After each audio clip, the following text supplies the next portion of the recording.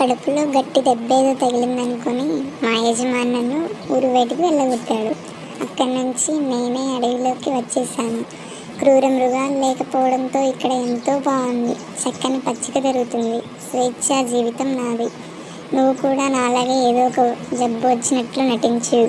నీ యజమాని కూడా నిన్ను వదిలేస్తాడు అని సలహా ఇచ్చింది గాడిద.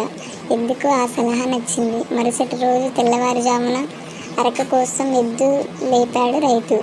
లేచినట్లు లేచి నిలబడలేనట్టుగా కూలబడిపోయింది.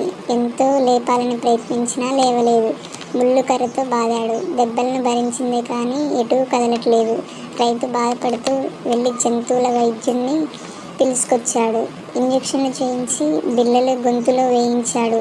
ఎద్దుకు కాస్త హుషారొచ్చినట్లు అనిపించింది.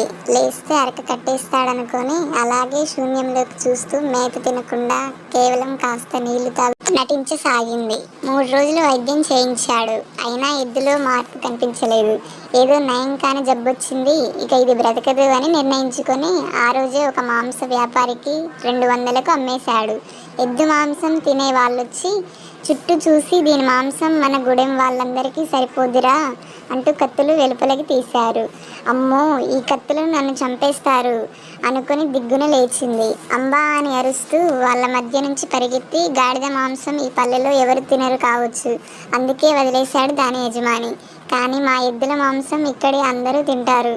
ముందు ఆలోచన లేకుండా దాని మాటలు పాటించడం నాదే బుద్ధి తక్కువతనం అనుకుని పొలం వైపుకు వెళ్ళింది. గడ్డి మేస్తున్న ఎద్దును చూసి రైతు ఎంతో సంతోషించి తిరిగి నాగలి కట్టాడు.